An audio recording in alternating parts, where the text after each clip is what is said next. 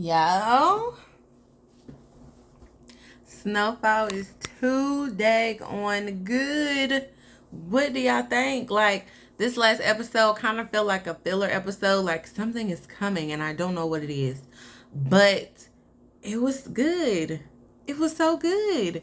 That was episode 3 of season 6, the final season of Snowfall. So let's get into the video. So, y'all, basically the video starts out in Ghana, where we all know that Lee and Wanda, which I don't know why I could not remember her name last week, but they have gone off to Africa and they're experiencing a lot of new things, a lot of spiritual growth, a lot of, you know, changes in how they are viewing their lives in the past, how they're viewing America, how they're viewing where they're from, which is LA. Um, they seem so much happier. They seem so much like so in love. And I just love love. I love to see that. They both, like I said, had trouble past. Wanda was, she was doing well, then she got addicted to crack, and that turned her life upside down. Of course, Lee was affiliated with Franklin and Louis and Jerome and that lifestyle. But I believe after he realized that he killed Scully's daughter, a lot of things started to change as far as him realizing, like the life that he was leading was leading him to destruction. It was killing off people that were innocent. It was, just a lot of back and forth drama and violence. And he was growing, I believe. And, he would talk to some of the people he was around and they would give him advice. I believe it was at Jerome and Louis' wedding. And, just we got like a flashback of him speaking with, I can't remember this man's name, but the older man where they would go talk to sometimes, and he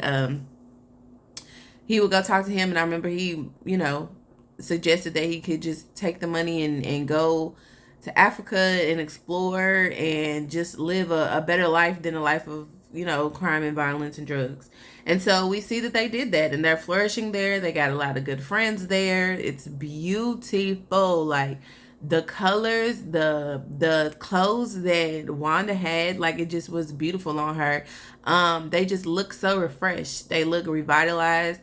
And so as we see them going throughout Ghana and, noticing the change within both of them, they have the discussion about, Wanda brings up the fact that she doesn't want to go back to LA because there's basically nothing there for her. She doesn't have family. Like all she knew there was prostitution and being on drugs, and all that Lee knew was violence and drug life as well.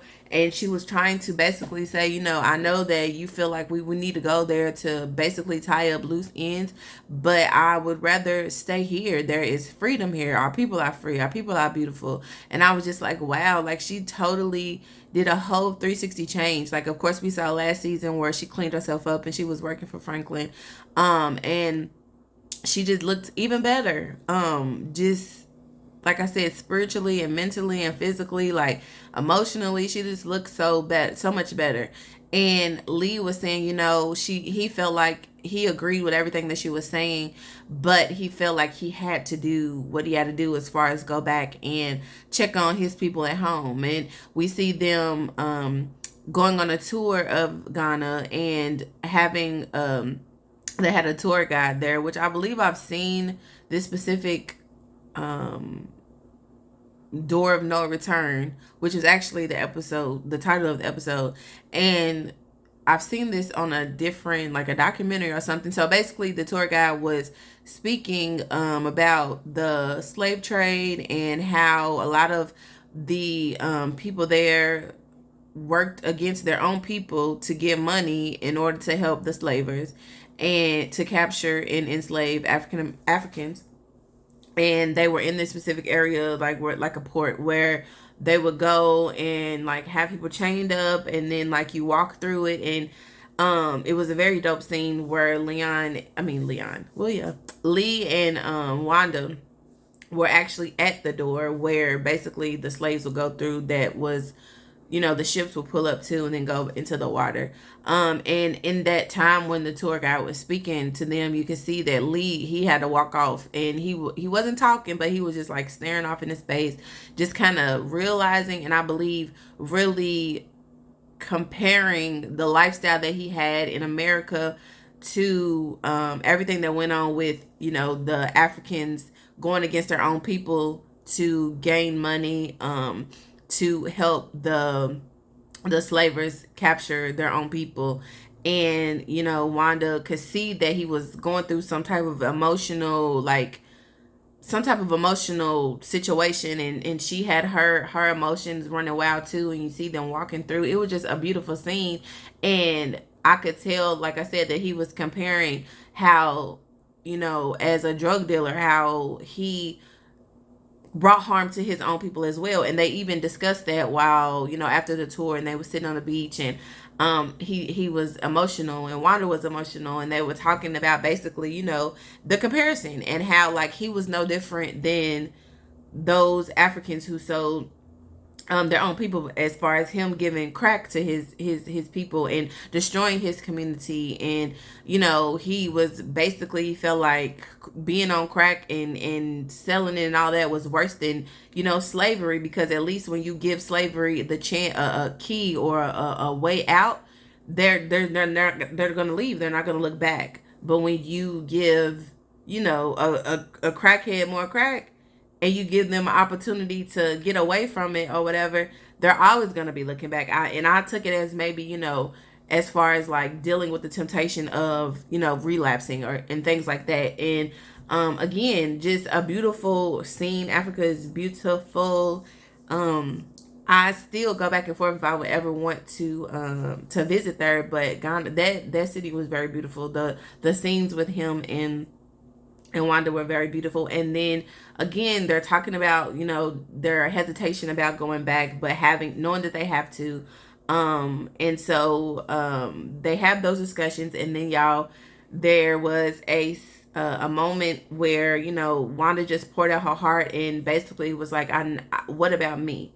I know that you have things there, but there's nothing there for me. And this is freedom to me. This is like home to me. This is somewhere where I can be who I want to be. And I don't have my past on my back. And, and he's just like, I know what you're saying. Again, I know what you're saying. I agree with what you're saying, but there is things that I have to do, and just trust me. Like I've never lied to you before. Just trust that everything's going to be all right. And so she again, just like, what about me? Like, and he's like, I don't want to do these things without you. And y'all, they end up having the most cutest, simplest, beautiful ceremony. And if you have not watched the episode, I implore you to, because it's such a good episode, y'all. And they are now married. And I was like, how freaking beautiful is that? And then we see them go back to LA. Don't really know. It doesn't really specify how long they've been in Africa, how long they've been away. But you can tell it's been a little while. So they go back, and they're just walking through the hood. They see a lot. They're already noticing just in just walking through, being there. They see a lot of change already. There's more people out there with guns, securing the spot, and they're talking to the dude with the glasses and the afro. Yeah, I am bad with these character names, but I'm gonna do better. I'm gonna do a lot better. But he's like the nerdy gangster type dude, and he's like walking with them, asking about their experience there, and then also they're asking him questions like, why is this like this? Why is this way? And he basically goes through this whole little story of, and just also, like I said, speeds us up about the process of what's happening, or what's been happening since they've been gone. And he lets us know that, Franklin and Louis and Jerome have been just going at each other, shooting up clubs, shooting up everything, and just experiencing just like such a different dynamic than when Lee and Wanda first left, because of course, that was Lee's family, and that was who he came up with, that was who he was in a game with. And he's just like, what do you mean? Like, they're going at it? Like, why would they do that? And then of course we all know that before he left, Franklin told him, which he really did believe him that he was going to get out the game. But then, of course, we all know that did not happen because of the situation between him and Louis and Jerome, and he's just taken aback by that. He's just like, man, what the heck has been going on? So like I said, the guy just fills him in on so much stuff. Like Kane and Dee was going at it. Now Franklin and Dee got beef. Like, it was so much like drama going on, and I could tell the like the sadness and kind of like the shock of it all that Lee was feeling. And of course, all he has there is his apartment that was in the project, so that's where him and Wanda was staying. And again, like, she was just trying to let him know, like, we don't have to stay here, like, we can go, like, we don't have to be here. And he just like, let me handle and do what I came to do, and I promise you everything's gonna be all right. So he's just, like I said, he's basically just trying to get acclimated again with his hood, with his city, with his people. And he's just realizing, just like, dang, like, how different it is from coming from a place that is just full of freedom and hard work and beautiful people and connections and community, to come back to my home and it's just all destruction everywhere. So destruction and dysfunction everywhere. And you could just tell how just flabbergasted how flabbergasted he was. So as Lee again is making his rounds, he goes and he stops by Dee's place, his trap, and there's like, it's just a trap. It's a place where the crackheads are at, the prostitutes are at. There's a bunch of sex and just gambling and drugs being done there. And he's walking around like talking to D and like, what's going on here? Like, what's up? So again, D's putting him up on game. Like, him and Franklin are beefing. Franklin wants to kill him. He's basically insinuating that Franklin's mad because he's getting to the money, and he's not. And he's like, dude, like, Franklin don't need your money. Again, he's been gone so long, he's not really realizing all of the things that has transpired and how deep, like, the beef really is. So D's again putting him up on game, like, he tried to kill me. He's jealous that I'm getting more money. He lets him know, kind of sort of what happened, to why Franklin is basically gone crazy, and he's not gonna stop until he gets what's his, which is the money. And how everybody's going at it. There's these people, there's Jerome and Louis, and there's Franklin, and every single one of them got beef. Every single one of them got issues. So that's why there's so much security everywhere that they go. There's so many people just basically losing their lives again innocently because of the retaliation from one person to the next. And D even makes a statement about, so now that you back, what, you want to work for me? And Lee's looking at him like, nah, bro. Like, he also asked, like, what's the issue? Like, why is it so much beef? And D just plays it cool. He's like, man, I can't tell you, basically. Like, I wouldn't even know where to begin. Like, I don't know why. But you could tell even then in that scene that Lee was kind of like, nah, there's more to it than this. Kind of wanting to figure out why, kind of not trusting D at the same time. So again, he makes his rounds. He goes and sees later in the day, he goes to see Jerome and Louis, and he's thinking, these are my peoples. Like, I hate the fact that my family's beefing. I know, like, what Jay-Z said, nobody wins when the family feuds. And he's trying to come back from a different space and catch up with people and try to find a way to, like, mend the beef, I guess, or just try to figure out what's going on and where he stands. And he's thinking, even though I'm going through these changes and it's changing here at home, like, I feel like the love is always gonna be there. And so we quickly see how that is not true once he goes to see Jerome and Louis. He gets patted down at the club before he even enters, and they open up the gift that he had for them. And he comes in and he's like, thank you for seeing me. And Louis ain't really talking, but Jerome is. And they're having a conversation, and he's just basically trying to see what they got to say about everything that's been going on and what he's been hearing. And Jerome lets him know, like, it's none of your business, basically, because he even mentioned, y'all going at it, y'all gonna break Sissy's heart, which is Jerome's sister and Franklin's mom. And he's like, man, what they got to do with you? And he's just like, what you mean? Like, and Jerome made a statement like, "You're not my family." And when he said that, I kind of knew that was coming. But when Jerome said it, I was like, oh, wow, wow, my oh my, how things quickly changed. The anger, the hurt, and the pain, how it causes you to really just be so nasty to people. And Lee ain't even did nothing to him. You know what I'm saying? I thought he was gonna still come at him like the nephew, the play nephew, and just be like, stay in your lane, basically. And that's even what D told him: stay in your lane. I'ma stay in mine, and we ain't gonna have no problems.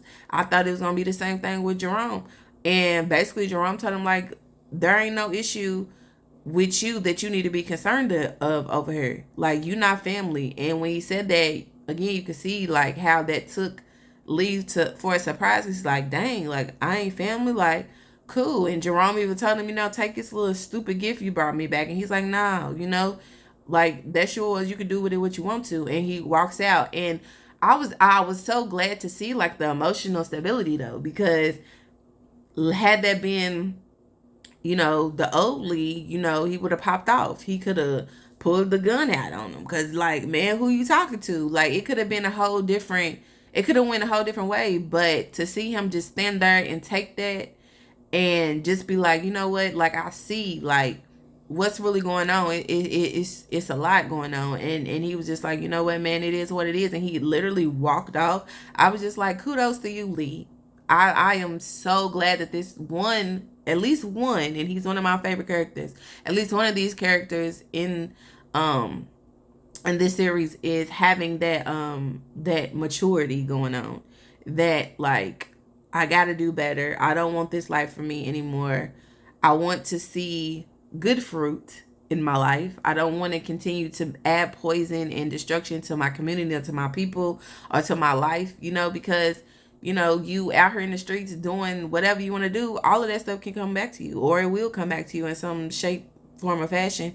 And to see him just evolve like this, like, it's so dope to see, because I know that it is truly like relatable. Like, there have been people who, you never would have thought that came up in a drug game or a gang life that would turn their lives over and see the bigger picture for what it was. And, and then you can also see just how quickly, again, people change. Like, when you, in the way that Jerome was talking to him, it was just like, oh, you want to leave and now you think you better than everybody else because you got to leave and go to Africa and you want to come back and do some old kumbaya stuff. Like, I was like, oh my God. But you can also see the hurt and the pain and the like the affliction inside of Jerome, because yes, he was always hard, but he was always like that wise uncle too. But everything that happened, everything that's going on, all the shooting and the killing and the beef, like, you could tell how it's changing them. It's changing everybody. So I feel like some type of like theme going on in this was change, and just learning how to cope with that, and closing the door on certain things that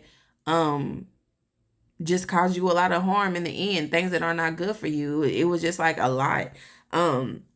But again, just seeing the dynamic of their like group, and realizing like their foundation was never really solid, because when money and power and just things like that get in the way, how it changes people. And again, how he was talking to Lee, it was like he never knew him, like he was just another dude on the street, like he was never considered family to him. And I was like, that's horrible. And how people try to make you feel bad for wanting to do good, for wanting to change. And it's just like, when you do make that change, people that were once on that same level with you, how they see the change, and a lot of times they're jealous of it, or they want that change as well. They just aren't applying the principles to change, or they're just not, doing the work. And how they see like y'all come from the same place and now you leveling up. And it don't even got to be like with money, but just mentally and spiritually or whatever, and immaturity.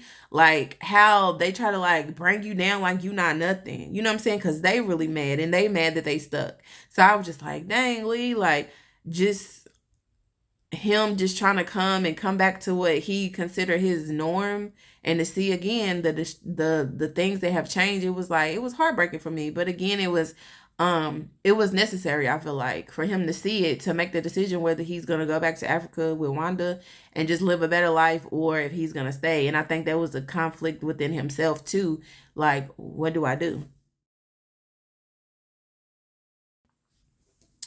So to step away from Lee for a little while, let's go to um the Gustavo and the CIA dude.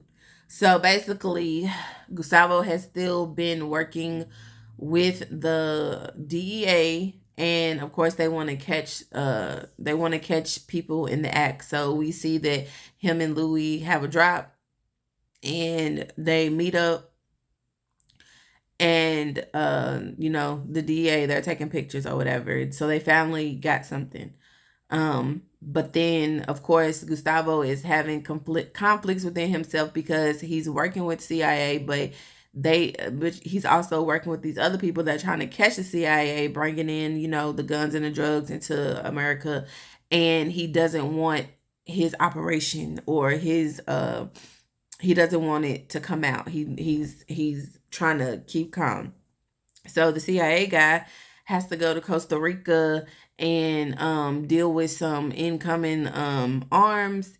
And he's like, you know what, I need you to go with me. And he's kind of freaking out a little bit, because he's like, oh shoot, like, there's gonna be, a hit on this warehouse, and they're gonna catch him, and there's gonna be this going on and that going on. So like, what am I supposed to do? Like, how long are we gonna be there? And he's like, I don't know. We just need to go. So he leaves, and he goes to a little spot. He calls the guy from the DEA and lets him know they're gonna be leaving. And that guy tells him, make sure you come back. Be safe, because we're gonna, we got what we need, and we're gonna go in on your partner or whatever. Again, dealing with conflict of choices, and what am I supposed to do, and not giving it up, and not blowing the whole sting operation. And so they get over there to Costa Rica, they go, handle what they needed to handle.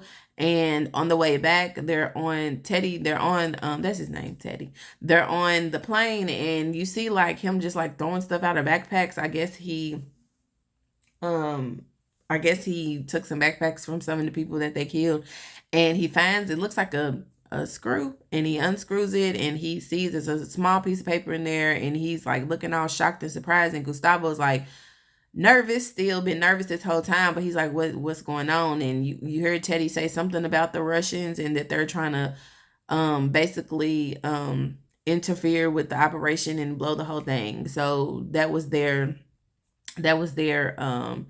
thing. And then we see that Franklin and his fiance and her mom meet up again. Franklin walking around just looking paranoid all the time, because of a lot of the things that's been going down. And they meet up at a restaurant, and he just kind of wants to ensure that their whole money laundering situation is going to be a-okay, and it's good to go. And that was pretty much that on that. Yeah. Then we get to my girl, Wanda. And though this scene was short, but this scene was probably relatable for so many people who've had to deal with this. Um, but she is excited to give a gift to her grandmother, who she lived with when she lived in LA.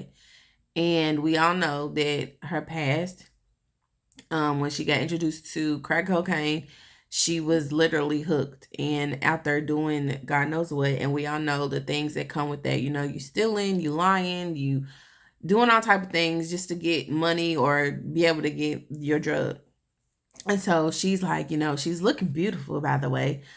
She goes to her grandma's house. She's excited to see her. Her grandma comes to the door, like stone face, like ain't cracked a smile, ain't happy to see her. And she's just like, what are you doing on my porch? Basically, like, just like what you do with my pearls. Cool. I'm guessing she done stole things from her grandmother to get drugs or whatever. And her grandma was just fed up, and has not forgave her, has not wanted anything to do with her.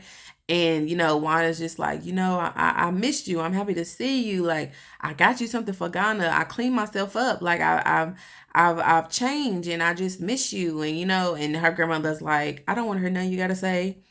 She's just like, get away from my house. Don't come back here. I don't care what you're doing. I don't care who you're doing it with. I don't care where you been. And she's like, I don't want nothing to do with you. And I was like, dang, man. Like, she was serious when she said literally there was nothing there. And I feel like she felt like, come in there all cleaned up, all put together, a new leash on life, and, was going to change the dynamic of their relationship, but it did not. And her grandmother was like, if you want to leave your gift, leave it on the doorknob. And she did. And she walked away, and homegirl was crying. She was sad.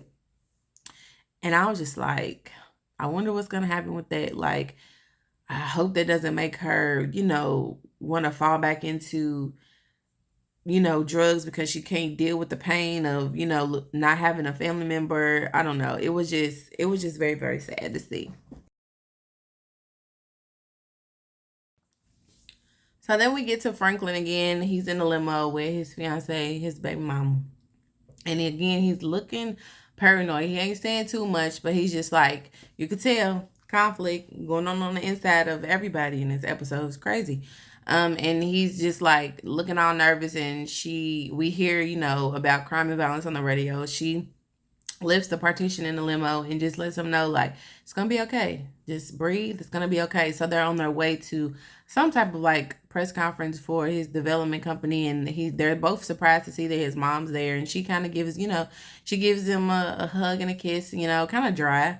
Um, but she's like, this is all you've been waiting for. And I felt like it was like a little bit of shade going on with that situation, but it's about for his development company or whatever it was. We don't see too much from there, but then later on, we see that Lee is still making his rounds, going to go visit everybody. And he ends up visiting Franklin. And Franklin opens the door, has the gun right in his face, and he's like, what's up, Lee? And then he lets him in, and Lee's walking around like, what the heck happened here? And we see that his apartment is completely trashed because Jerome and Louie, we all know they got the police on their side. So they had a warrant made up for the police to come and just basically just trash his entire home. And Lee was like, I don't know why they would, come here because you don't keep nothing at your house. And he was like, they wasn't looking for nothing. They were just sending a message basically. And he was like, are you ever going to leave? And he was like, I will, when I'm ready. And I mean, again, paranoid, anger, just wanting to just get his money, like all of those things. And his character has truly changed over the time as well. He seems a little bit crazy, but I mean, wouldn't you if you had to watch over your back 24/7 and people stealing from you, then you go steal from it was just a lot. And I know that again, Lee was just like, it's really real over here. So they sit down over some burgers and they have a discussion. And Franklin's asking Lee how Africa is, and saying, it's different here, of course. But the things that going on between Dee and myself, the things going on between Jerome and Louie and myself, like, it's really real. And he basically told Lee, like, if you're gonna be here and if you're gonna be in this game, like, you're gonna have to pick a side. Like, there's no I'm cool with everybody. There's no here in this circle, and I'm congregating over here and over here and over there. It ain't like that no more. Like, it's really beef. Like, it's really killed or be killed. And if you want to be in this game, if you feel like you coming back and you want to be here, you gonna have to pick whose side you gonna be on. And that's basically that's when the episode ended. And when he said that, they panned the camera to Lee, and you could tell his face was just like, oh my gosh. Because again, he's conflicted with a lot of things. Like, do I just say goodbye to it all? Do I walk away? Because if, you know what I'm saying, like, for a while, it feels like I ran away and I didn't confront the things that I needed to confront, and that's what I'm doing back here. And when Franklin told him, you gotta pick a side, like what side you gonna be on, he was just like, he just shook his head and just, you could just tell he was just thinking about it. And I was just like, my oh my, what a weight to put on somebody's shoulders. Um, and I just am curious to know, like, your thoughts about this episode. Again, I feel like it was kind of like a filler episode, just basically how quickly they caught us up with all the beef and stuff that's been going on. And this was basically like a episode dedicated to Lee, which I'm glad, because he's a vital part of this story as well. And even just when Jerome told him that, you ain't never been nothing as far as family or nothing to Franklin, because all he did was use us to get wealth and power. And now you see how he is towards us. So that kind of like jolted his spirit a little bit too. And so I'm curious to see what he's gonna do. I'm curious to see if they're gonna go back to Africa, if he's gonna choose to get back into this drug game. Um and what is going to come of him and Wanda in the future, and with just basically everybody in the future. Um and if I miss anything, I don't really believe that I did. I was trying to take mental notes. Um, Let me know in the comments. Thank you all for watching another recap and review of Snowfall Season 6, the last season. And I'll see you guys next week.